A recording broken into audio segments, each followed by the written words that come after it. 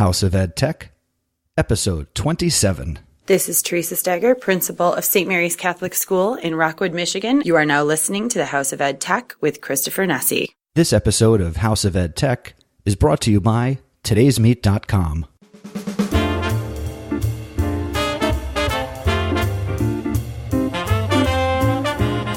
Welcome to the House of Ed Tech podcast. I am your host, Christopher Nesi. The House of Ed Tech podcast explores how technology is changing the way teachers teach and the impact that technology is having in education. My objectives include discussing technology that is changing our classrooms and schools and sharing information that you can hear about today and use tomorrow. I talk to teachers, leaders, and creators like you and have them share their stories. The purpose being, whether you use it or not, technology is changing the way we teach and how our students learn.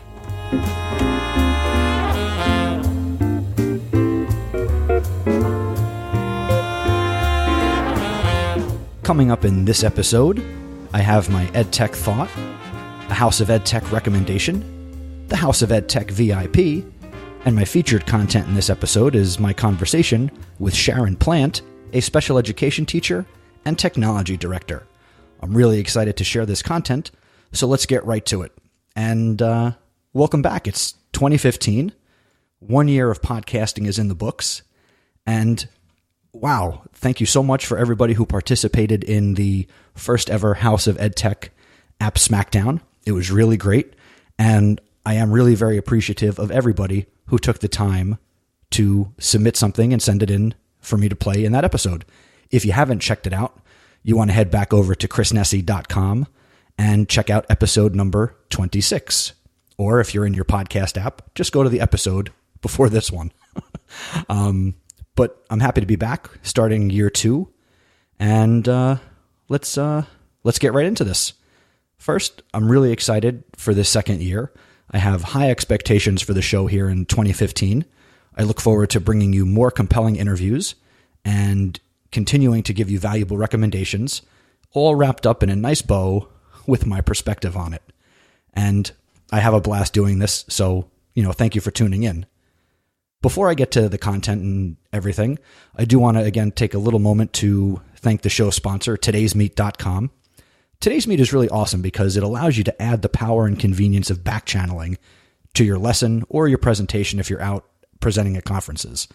Today's Meet offers so many powerful tools in one great back-channeling platform that will allow you to enhance the learning of your students and your audience if you're presenting.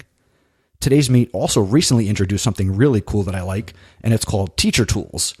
And for $5 a month, you have even more control over your back channel. My favorite part about that is the ability to save the chat transcripts. If you'd like more information or to sign up for Today's Meet and you want to support the show a little bit, I suggest you head over to today'smeet.com/House of Ed Tech. And thank you always to Today's Meet for sponsoring the House of Ed Tech. And as we turn our attention to 2015, I recently posted a blog post on my website titled How to Change Education in 2015. And this blog post, just to kind of summarize it a little bit, is not so much what you can do pedagogically to change your teaching style, but it has to do more with how you can change education by changing yourself. Now, if I read this whole thing, it could be like an EdTech thought, but I would like you to go and head over to chrisnesi.com and check out my post titled How to Change Education in 2015 and really look at some ways that you can focus on all the areas of your life. And by being happy at home and happy outside of school and being dedicated to so many other areas of our lives, we can really then start to make a difference in what we do for the students that we work with. So that's my 2 cents on that. And it's a short, sweet blog post, so check it out. I'd also like to give a thank you to Jonathan Kostelakos, and I apologize if I butchered that. Jonathan is a technology instructor and safety coordinator at Tadmore Elementary School in Gainesville, Georgia, and recently sent in some great feedback about the show notes for episode 26. And Jonathan, thank you so much again for sending the feedback. I appreciate it. And I encourage all of you to send feedback because, one, it helps me to let me know what you like, what you don't like, and how I can improve the show. And actually, in this case, I made an error in the show notes for the episode, which Jonathan was kind enough to point out, and I was able to fix a couple of links in the show notes. Because what's the point of show notes if when you go to them, you click on a link and it doesn't work? I'm not doing my job. So thank you, Jonathan. I appreciate it. And I will do a better job to make sure that the show notes are top notch. Also, earlier, before this episode was recorded, I had a great little Twitter debate. Basically, the question is the $300 Chromebook versus the traditional $900 laptop. And I'd like to thank a couple of people who helped go back and forth about this topic with me. AJ Bianco on Twitter, and J. Matt Miller on Twitter, and K. Calder W. So AJ, Matt, and Kyle. We were talking basically about why schools would opt for expensive hardware versus less inexpensive yet still powerful hardware, in this case, laptops. Now, I don't know about you, but I think the best thing to do would be to get the most technology you can for every dollar, because every dollar in education is quite valuable. So I don't know about you, and I would like to know. So what would you pick, the $300 Chromebook or a $900 laptop? Would you like to get one piece of technology, or, 3-to-1, 2-to-1, or maybe even a 4-to-1 ratio, depending on what type of Chromebook you could purchase if you were leading and making that decision for your school district? I'd like to hear your feedback on that, and you can do that on Twitter using the hashtag HouseOfEdTech, and you can use my Twitter name, Mr. Nesi, or you can email me, feedback@chrisnesi.com, and let me know your thoughts. If you're a decision maker, or if you were a decision maker, what would you pick? And the last thing before I get to my conversation with Sharon Plant, the reigning New York State Elementary School Principal of the Year, you all probably have heard of him, Mr. Tony Sinanis. He's at Tony Sinanis on Twitter, Tony, Sinanis. Tony on his blog, Leading Motivated Learners, which can be found at leadingmotivatedlearners.blogspot.com, put out what I think might be the best blog post I've ever seen. And the post was titled, Dear Sucky Administrator. It's a fantastic post. You're going to get to hear that post coming up in just a second, because I reached out to Tony directly and asked him first if I could use the content here in this episode. He said, sure. So thank you for that. But then I said, let me take this one step further. Tony is also a podcaster and works with Joe Sanfilippo on the Brand Ed podcast, which is over on the BAM Radio Network. And I reached out to Tony, took it one step further and said, Tony, would you be willing to record your blog post and send me the audio so I could play that? And Tony took the time to do that, and I'm going to play that for you right now. So here is his recent blog post, again titled, Dear Sucky Administrator.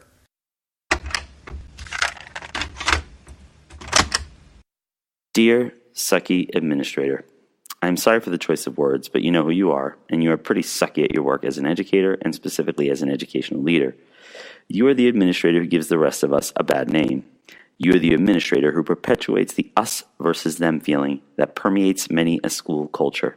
You are the administrator who creates a fortress school and sends the message to families that you are not interested in collaborating, sharing, or being transparent about your practices.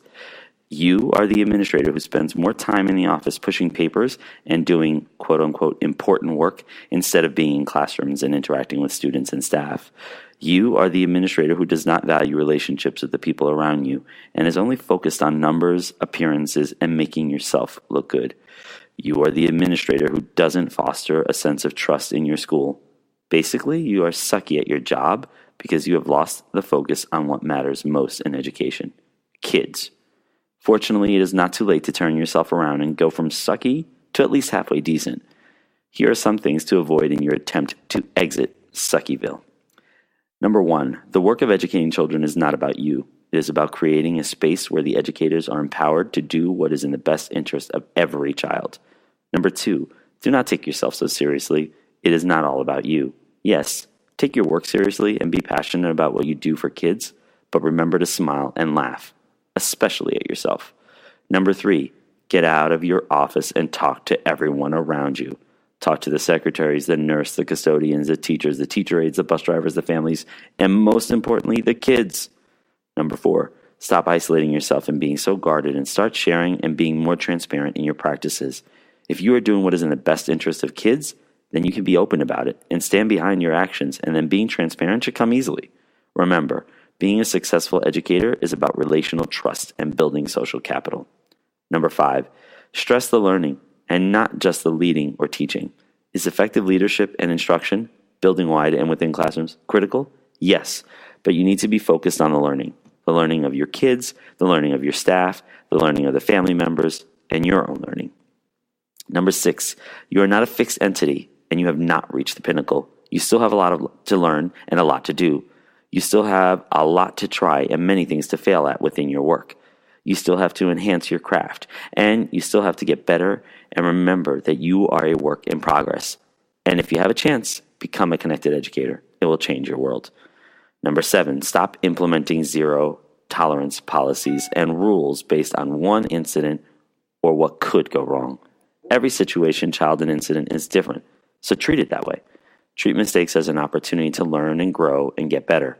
For example, when a staff member or a child or even you uses social media inappropriately, don't ban social media.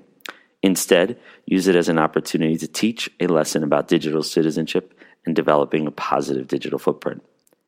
Number 8, stop putting up roadblocks for your staff when they want to try and implement new things that might fail. Be the remover of roadblocks, not the creator of them. Trust your staff and their expertise and get out of their way, unless they need your support or perspective, and then offer it in a non-judgmental way.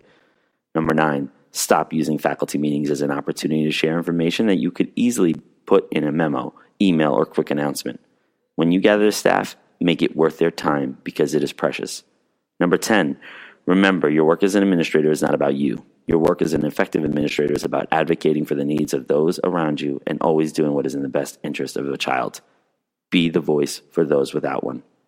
Number 11, and lastly, model what you expect of those around you. Model what you want for your own children if they were in your school. So, I'm sorry to call you out, sucky administrator, but there are way too many of you out there in the world of education. The time has come to change and get better because the current landscape of public education is not a positive one, and we need leaders who will fight for what is right for our many educational communities. Please understand that I know I have many shortcomings myself and plenty of things I'm sucky at too, but I will continue to work on those because I try hard each day to avoid becoming a sucky administrator. Sincerely, Tony Sinanis. Thank you again to Tony. I appreciate you taking the time to do that. You didn't have to. I could have just as easily have read that. But again, playing with the technology and wanting to enhance the value of the content here on the House of Ed Tech, I figured, why not? It doesn't hurt to ask. So thank you, Tony. And I hope you enjoyed that bit of information. And if you're not connected with Tony, again, he is Tony Sinanis on Twitter. And again, check out his blog, leadingmotivatedlearners.blogspot.com. And here is my conversation with Sharon Plant.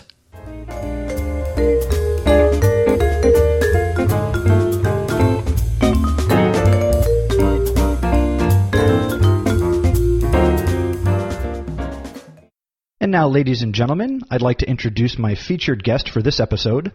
Today I'm speaking to Sharon Plant. She is a director of technology and a learning disabilities teacher. She is nearly a 20-year veteran in education. She currently works in Southport, Connecticut, and she has her bachelor's in child development from Connecticut College and her master's in special education from George Mason University. Sharon believes that guiding students to succeed, particularly when they thought they never would, is the most motivating part of teaching. Sharon is also a 2014 BAMI Award winner in the category of special needs staff. Her integration of technology not only supports students' acquisition of skills, it also provides them the opportunity to independently demonstrate their knowledge in ways that accommodate their learning disabilities. Please welcome to the House of Ed Tech, EdTech Chat co-founder, Sharon Plant. Thanks, Chris. I appreciate you having me on. I am so happy to have you here because you are a very influential person in education, and that's what I'm trying to do here on this podcast is bring out the powerful people to share their stories. We all do it together. That's what's great about the world of communication nowadays and collaboration. We all making such a difference through all our communication and through what you're doing by sharing information out through your podcast. So it's wonderful. I know 6, 7, 8, 9 years ago, I would have never been able to even imagine doing something like this. Isn't that so true? It's amazing. So the reason I wanted to have you on today is because you bring something special and unique to the table, and that's the fact that not only do you integrate technology, you do it with a very specialized population of student in special education. How are you integrating technology into special education? I'm very privileged to work at a school that's just purely for kids with learning disabilities. And it's actually even really been rather new to us just in the last couple of years. And I think that relates to the whole change and influx in how technology is being presented into the world of education. Before it was really the idea of just typing and word processing using spell check. But with the devices, the apps, the websites out there nowadays, it's becoming so commonplace that we can have kids who need to dictate. We can have kids who need to listen to books. They need to show their knowledge in other ways. And it's becoming so seamless and easy to integrate. It's becoming a natural part of their day. In just the last 2 years, we've gone from having just about 30 laptops in our building and some ancient desktops to where we are 90% one-to-one with iPads. The school that you currently work in, what are the grade levels that it covers? We are a school. We don't have grades. We're a non-graded school, but we cover the grades 2nd through 8th. Oh, okay. Now, in that age range, what are some of the best practices? Because you're also the director of technology in addition to being a teacher, so multiple hats as many of us do wear. What are some of the best practices that you've been able to implement in integrating technology? It's funny you say that. And one of the many hats is I think I'm lucky to come from the place of being an educator who happens to just appreciate technology. I understood it. And that's why I come to it really from an education sense. I'm also lucky enough to the idea that I control all of the technology. So whatever needs to be unblocked is unblocked because I get to decide. It's really for what's best for the kids. Really for us, it was starting out with just what are some key areas that we need to address for some of the kids and what are their skill deficits that really we focus on the remediation, we focus on skill development continuously. But, the kids come in frustrated, they think they can't succeed. So giving them tools that help them succeed for the moment and maybe a lifelong tool, such as they may always need to listen to a book because decoding will always be a challenge. And there are some wonderful tools out there that make it really easy, whether it be built into a device. Most devices now can have some sort of way to listen to text.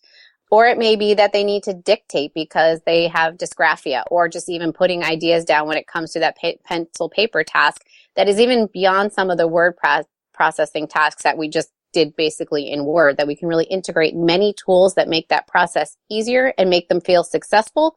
Well, hopefully we can also build those skills that will help them, integrate into multiple learning environments. That's fantastic. And my own thought on special education is, while they have their needs, they are students. So your answer aligns with anybody else I've spoken to. So that's good to hear. I think that's what's so funny is, people think particularly with kids with learning disabilities. I mean, we're talking, my population is ones that we would consider with dyslexia and ADHD who really could survive in a traditional learning environment, but unfortunately aren't because whether the needs are not being met because their disability is so challenging, or whether it be the classrooms. I mean, we know many classrooms are so full and so stretched as it may be. It's hard for teachers. I've taught in public schools. I know how challenging it is for those. And my school is transitional. So it's the idea that we also, they're not with us for their entire career. We just want to give them the skills and give them the tools so they can go be successful in a more what we call traditional learning environment. But we are the same. We have the same goals as what is in a regular classroom. And I think that's so funny. It's one of the key points of why I like talking to the regular education world as a special educator, because I think it's getting that message out there that what we're doing is really what could be happening for any learner, whether identified or not. What are your students' responses to using technology? They love it. And it's been a shift. And when we started a couple years ago, when I worked directly with some students to teach them how to use certain tools, they were definitely reticent because this was new. Why was I going to use it? I don't know. I might look different. And as we've now kind of been almost 2.5 years into this, with really a BYOD program as well as a dedicated one-to-one with 7th and 8th graders, it's so commonplace that any new student who comes in, that's the first thing they see. And they're like, wow, this is kind of great. I want to use this too. I can dictate my homework. Perfect. I can listen to the book. This is great.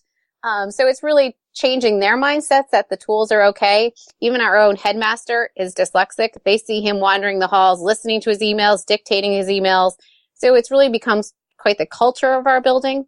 So they realize that it's okay. And it's, again, with the commonplace tools, we're mainly iPads. They see, no one needs to know what I'm doing because it's all on my device. How do your colleagues react to technology integration? There's a learning curve for many of them. Many are reticent, and I totally respect that. Technology is not everyone's deal, and it does not belong in every part of the day. And that's a key thing for our teachers to have learned, as well as our students. If they're told to put their iPad away, they have to put their iPad away. But we've really come so far as to this year, we actually gave all our staff, we're now 1+1. They have their laptop and they also have an iPad. And as we've done that and they see more and more the power of it, they're actually clamoring for more. And there's definitely people who use it more and use it in different ways. And that's perfectly fine. And that's what really I think was important lesson for them to learn. They don't need to know how the tool works in all the different ways, but just that it works for you when you want it to work for you. And I think they're starting to embrace that and see that. Now, it's really great to hear that the teachers do embrace it. But in your experience, how do you work with or handle the teacher who is even still resistant now and it's, 2014, 2015? How do you support that teacher who is like, I still don't want no part of it, or maybe I don't do it as effective as I should and I'm doing it too much? We let everyone kind of be where they need to be. I definitely approach teachers with project ideas. Hey, what are you doing in your class? Here's a tool that you may want to learn. Would you like me to sit down and show you? Our staff has a large number of years within my school. So clearly what they're doing is respected and well thought of. So we don't want to say, okay, you have to use technology, but I'm constantly showing tools. I occasionally hold things after school that are voluntary. This year I implemented, we're trying to do a couple of times a year, that smackdown idea of let me just show you a tool for 10, 15 minutes. If you want to know more, come see me. And I got some other people involved. Here's another teacher. Let them show you a tool. This is how they're using it. If you want to know more, go see them.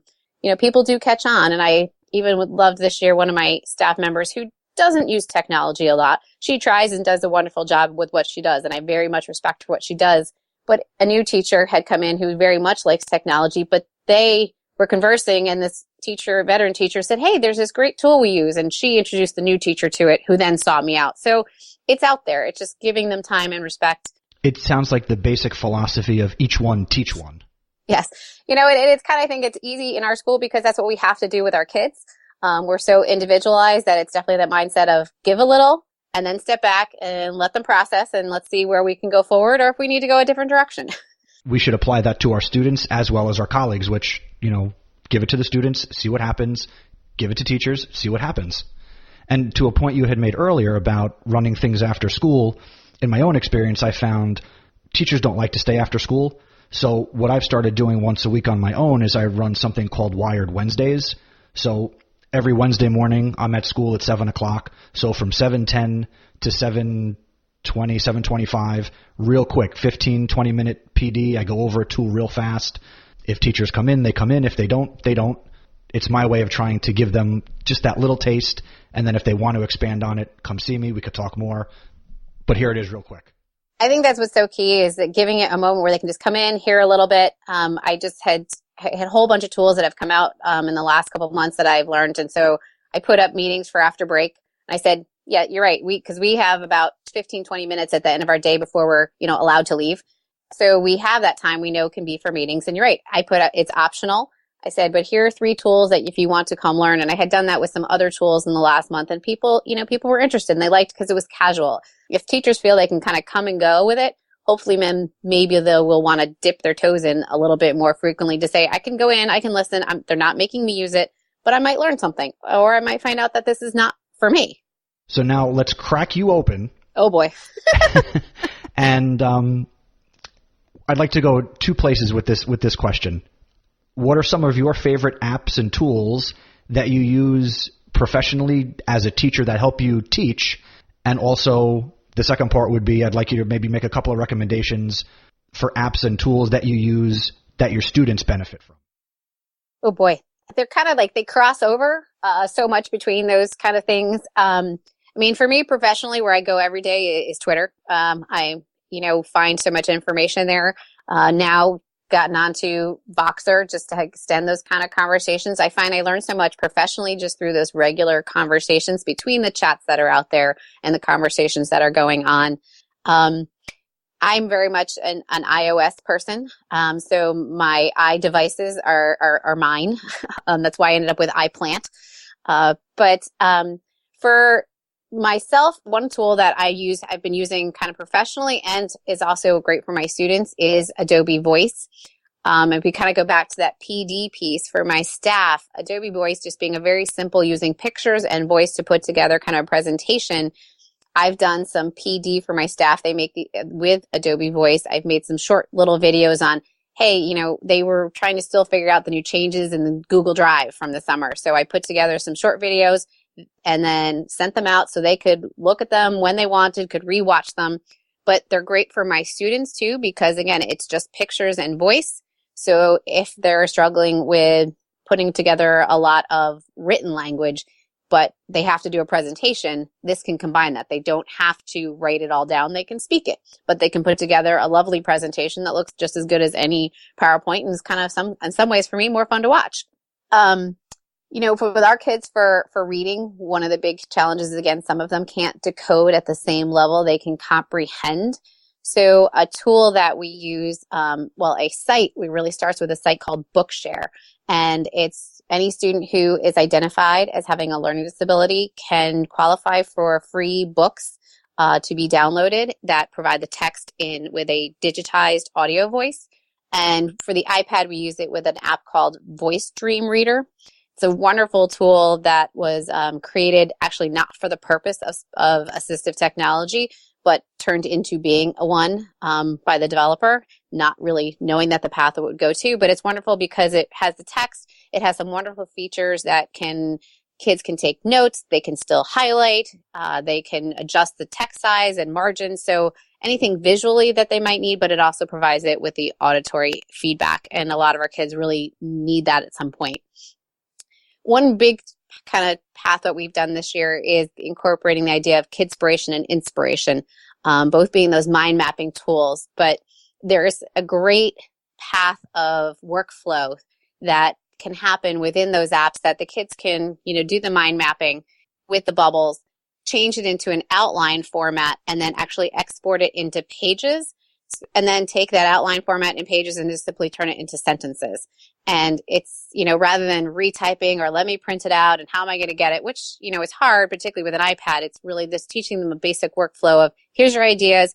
You can move that outline directly into pages and turn it into sentences. And again, always relying, one of the reasons we really like the iPad is the built-in assistive technology, which is huge. Just that kids can use Siri, and it's working so much better now. And having the screen reader that is built in now is just been a really great tool for our kids to use in various different places. Now with the iPads, and I don't mean to cut you off, there you have the one-to-one iPad program, but in terms of other physical hardware, what else is available for the students and teachers? All our teachers have MacBooks, and again, they all now have an iPad. Our students, again, we are BYOD, and amazingly, it is mainly iPads that have come in. We do have a set of school-owned laptops, Mac laptops, that are available, particularly to those kids who do not have their own device. We do have a couple other external devices that are, we have someone with a Surface or someone with Android. It's I'm definitely I definitely am eager to learn those tools and how those can work. Although it's been hard because our staff, again, still being somewhat new to the iPads, that's where we're teaching many of the tools and they don't cross over to other devices. But that's when I can jump in and say, I'll work with a student, help them figure that out because it's only a small handful. But really the iPad, because of the built-in assistive technology component to it, it's just been, huge. And what it really turned out was a lot of our kids had these devices at home anyway.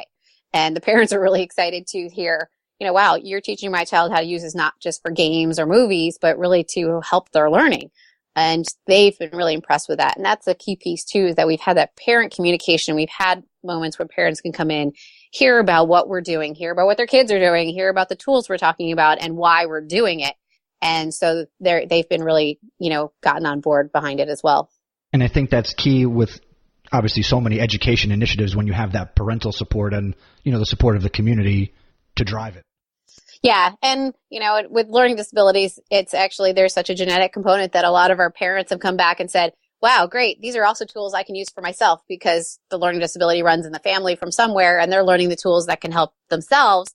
But I think it's also just neat for people to know what's out there. I struggled with my own learning issues. It wasn't decoding. It wasn't these things that needed these assistive tech tools. However, because I've had to play with them to learn them, I've kind of figured out how they make my life easier in some moments as well. And I think that's one of the key things that, the technology is becoming so commonplace that we should all learn it. We can all introduce all kids to it, that it doesn't give anyone a leg up.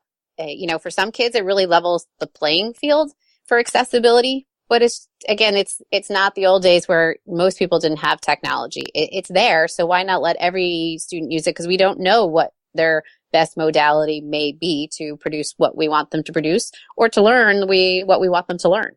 All very critical points and good things that more people need to think about who make decisions. So, again, you're one of those people who, because you're a technology director, I commend you because you, in my opinion, you get it.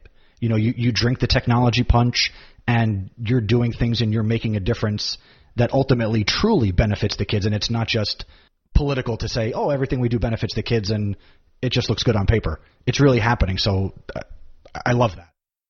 And I think that's the key part is then one of the big things too is that we're not giving all the kids all the tools because they don't all need them. There are some that we definitely have the whole school, have. We wanted them to all have Adobe Voice.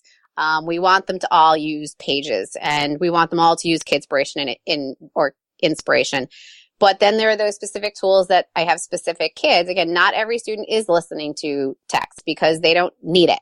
And, for my kids who really need the dictation and the word prediction, we use a tool, Co-Writer. There are definitely other, a text reader, Read Write Gold out there as well. There's a couple of them, but not all of our kids sit with me and do one-to-one. And what we actually did this year was any student that I teach the dictation to within the Co-Writer, I now have one of their teachers come work with me at the same time. So the teacher learns the tool, the student learns the tool, so then it can translate back into the classroom. And that's been really neat because the teachers are really seeing the power of what can happen. And they weren't the one forced to help the student, but then they learn it along the way. And then what's nice is then they can go teach it to another student who might have it in their classroom and feel much more comfortable. So it's also key to put the right tool in the right place and don't put it where it doesn't need to be. I think that's crucial, having the right tool at the right time to be successful. Yeah. Now, let's shift gears a little bit, and I'm going to go 60 minutes on you here, and I'm going to hit you with the tough questions. Oh, boy. Let's shift. Let's put the spotlight on you, and just let's make it a little bit brighter. Now, I met you at Ed Camp, New Jersey, earlier this year in 2014, and you have a lot of energy, you're very inspiring, and you have a lot of passion for what you do. Where does that come from? It comes from my students. I love what I do. I have known to want to work with special education actually since high school. And it's been something I've always known. There's just something empowering about working with these kids and the small gains. It may come from the idea that I had my own learning struggles, never identified, but I know they were there. My poor mother and I had many a moments where, we didn't know if we'd survive going through that. But there's something about helping these kids in that small moment just to be successful and just finding the joy in that. And if anything that I can do, I can learn, I can help other people learn that will help learners. And really, it's not just my learners, it's any learner at this point in time. It's just wonderful. I mean, I have some students who I was thinking about this week. I have a boy that I had his first year at my school. I haven't had him since.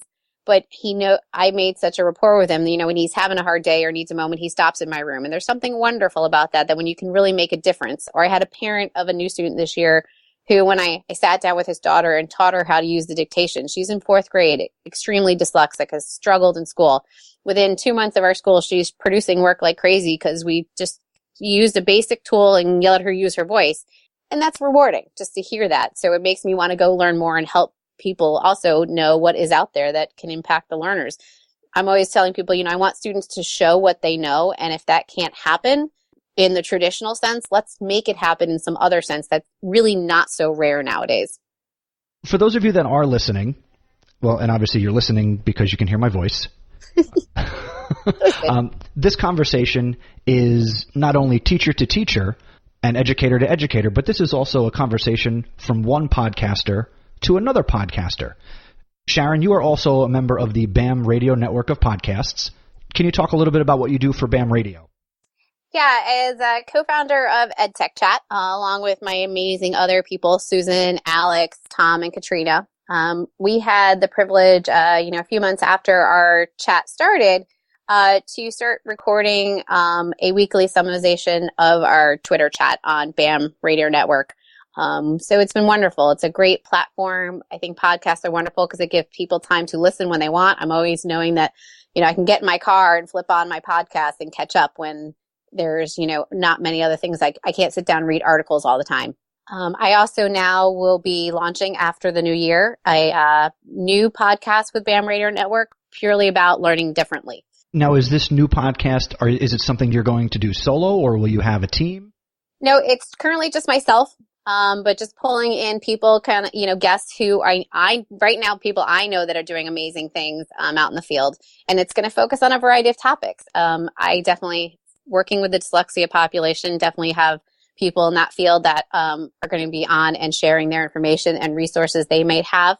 But there's also the conversation of the universal design for learning, which people consider a special ed construct, although it's really not. But there's a lot of great conversations re-earthing themselves in that area, as well as something that I love, assistive technology, what's happening out there, whether it be for kids in my kind of environment. But there are also those students out there who have other learning challenges where the technology needs to come into place. I think of a good friend of mine who is in the town over. Her son has a visual impairment. She's been fighting the town to have an iPad. That there are people in public schools that maybe if they can get this information out there. And, there's also the field of autism that has its own special constructs of conversation that needs to be happening. So just people doing really neat things out there in that world that hopefully can just bring voice to and bring together into one central place. Because unfortunately, special education is not a small field.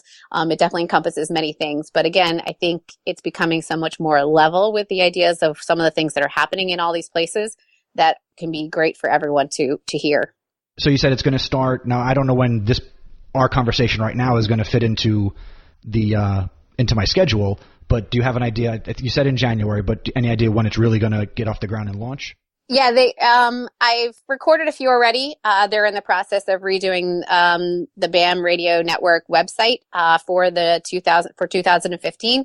So should be soon after the new year, in January, that it will go live on their website as well as on iTunes. And I look forward to it because launched it with my first interview with none other than Tim Shriver, who just had received a BAMI award for his work with Special Olympics and had just published a book. So was honored to speak with him about the great work that the Special Olympics Foundation and his family does for kids with learning challenges. That's fantastic, and he is a great individual to speak to on any topic. Yes. So I think that'll be a nice episode and should help the podcast, really splash on the scene. And also, real quick, because we're podcasters, this will not have the format of, say, Serial, right? This is not going to follow that format.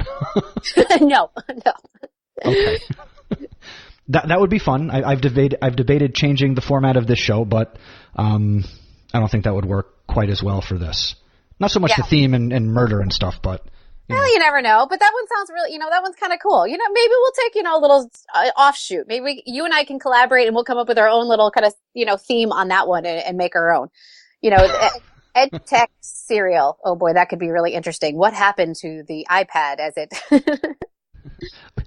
I'm walking down the street and I'm here with a Google Chromebook and. And an iPad came out of the ground while a Nexus tablet flew in from the sky. Oh, we're having too much fun. You gotta have fun. Exactly. That's one of the key things I think I love about, again, the collaboration that are having is that, the people who are really out there now, I think many of us, we are so spread out, but I'm always surprised at how when we all come together, we all have the same passion and the same voice. And that there is now so many ways that people can connect and communicate and find each other now. I work at a very small school. I will tell you my head is on Twitter, sort of.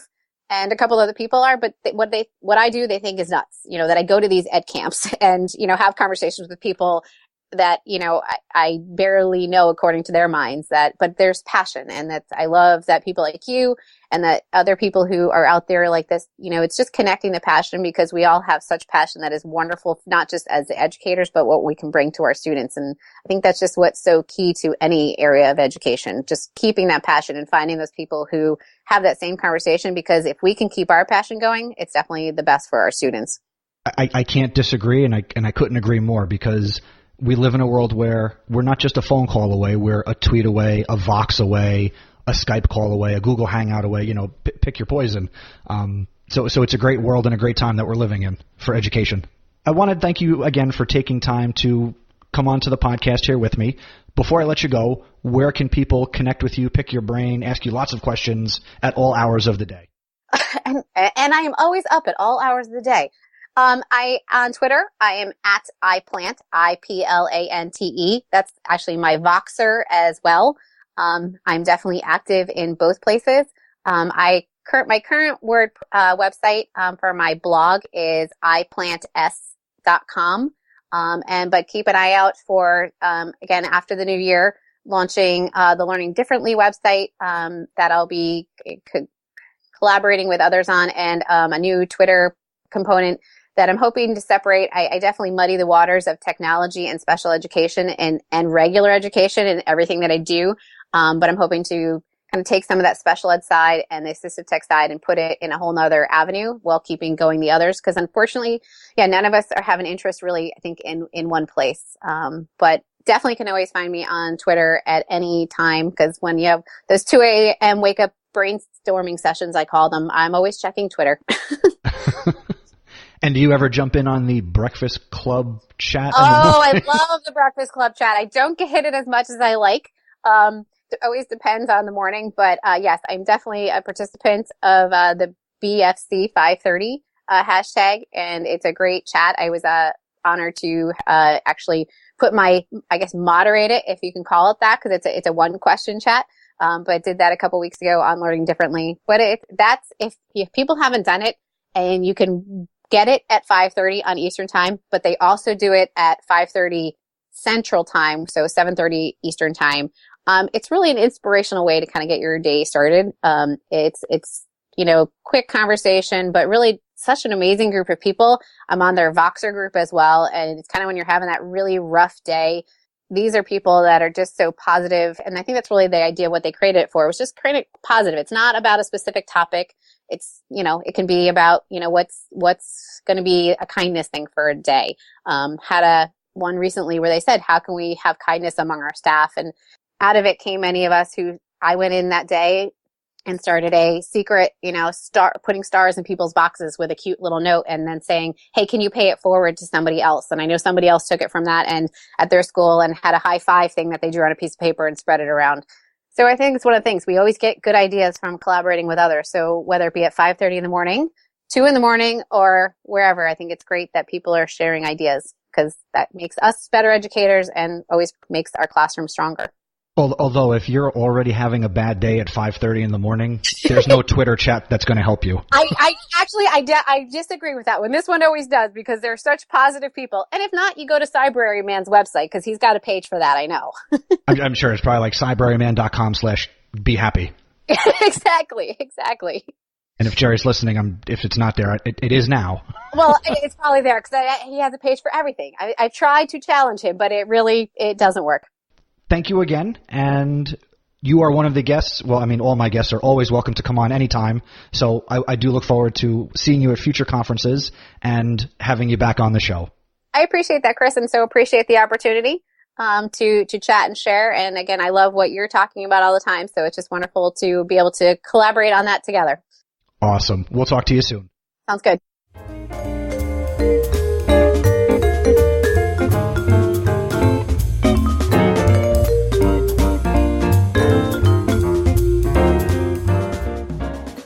My first EdTech thought of 2015, I'm calling it, Want to be a Samurai? I came across a great blog post on the website whiteboardblog.co.uk, and it was about the SAMR model of integrating technology. Now, if you're not familiar, the SAMR model, S-A-M-R, the SAMR model provides a framework for progression that adopters of EdTech can follow as they progress through teaching and learning with technology.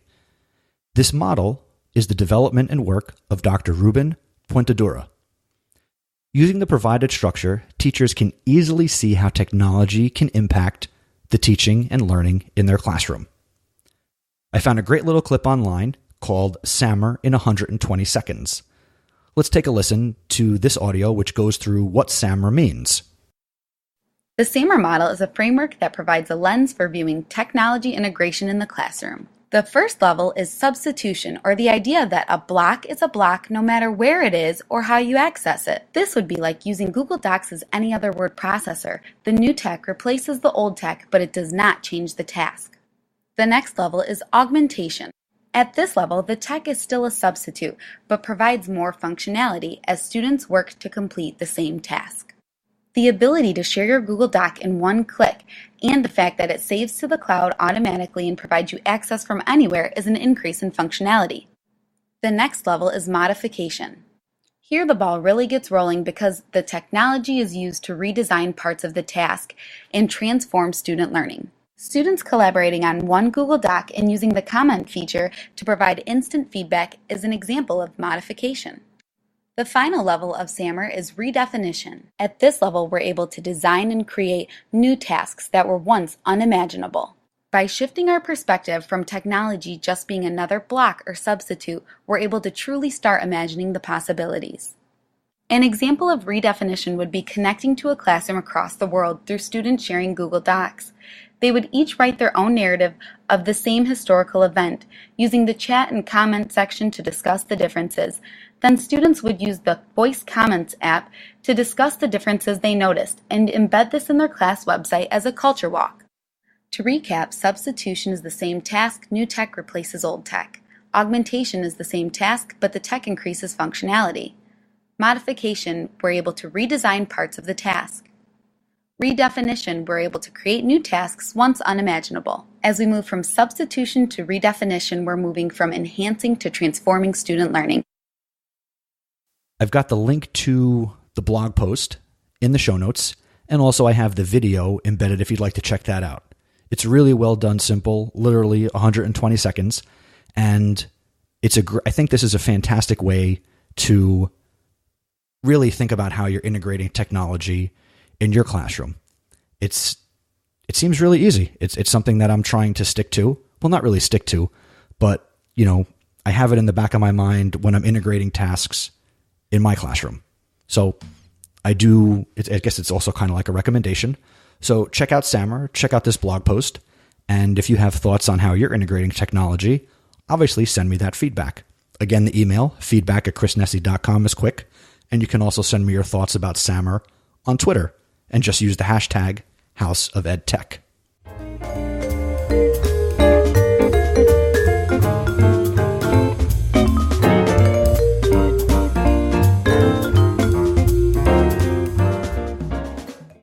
And now for my EdTech recommendation. I'd like to share with you today 5 Chrome extensions for busy teachers. And this recommendation actually comes from the outside, from listener Brent Warner over on edtech.tv. And he's got a great blog post and video that talks about these 5 extensions for busy teachers. And you can find that at edtech.tv/5 Chrome extensions. The 5 extensions that Brent talks about are AdBlock Plus, Google Quick Scroll, Readability, Spreed, and Google Voice Search, which is also known as OK Google. Of these 5, the one that I thought was really cool that I hadn't yet heard of was called Spreed. And basically what Spreed is, it's a plugin for Chrome that when you run it on a website, it uses this special way of basically making anybody a speed reader, and the plugin will but display all the words in an article one at a time or a certain number of words per minute, and it centers your eye, and that's part of the actual technique that Spreed uses, and that's SPREED. And it's really cool. Definitely check it out. Search Spreed in the store. I'll put links in the show notes for all these plugins. The ones that I already use are AdBlock Plus. I've mentioned readability before, and the Google voice search, being able to say, "Okay, Google," that's pretty cool, and you can do a lot of great things with it. And I'll actually be mentioning that a little bit later in the episode. So those are my recommendations. Thank you to Brent for letting me share your content. And again, head over to Brent Warner's website, edtech.tv, and check it out.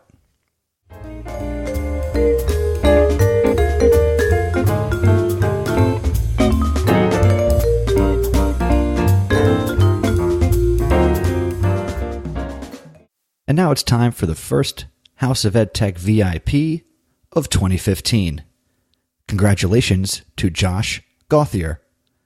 Josh is a technology training specialist at the Unified School District of De Pere, Green Bay, Wisconsin. Josh is focused on improving the use of technology in K-12 environments. Josh's goal is to assist and help develop a well-functioning one-to-one computing environment. His long-term goals involve teaching and training adults and professionals in technology, as well as helping schools integrate more programming in the K-12 grouping. Josh is impacting others through his many presentations and through his participation as a co-host on the Tech Educator podcast over on teachercast.net. So yes, Josh is a friend and a colleague. He is also a certified Google teacher and trainer. He was also a contributor to episode number 26, and Josh recommended OK Google. And he actually did follow up with me from the experiment and challenge that I posed to him. And if you do say, "Okay, Google, what is the best EdTech podcast?"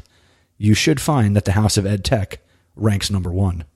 Thank you for doing that, Josh, and thank you for sharing it with me. And for everybody listening, make sure you connect with Josh. He's on Twitter. His username is Mr. G Fact of the Day, and his website is mrgtechchats.blogspot.com. Congratulations, Josh. You are a House of EdTech VIP. Well, that's going to do it for this episode of the House of EdTech, sponsored by Today's Meet. Be sure to check out todaysmeet.com/House of EdTech, and let's keep the conversation going. Head over to my website, chrisnessy.com. Over on the website, you can review the show notes for this episode, number 27. I would love your thoughts on the information and resources I shared in this episode. Please leave comments on the show notes, or you can email me directly, feedback@chrisnessy.com, or you can also submit audio feedback by calling the House of EdTech hotline at 732-903-4869, or connect on Voxer. My username is cnessy4602. Please connect with me on Twitter as well.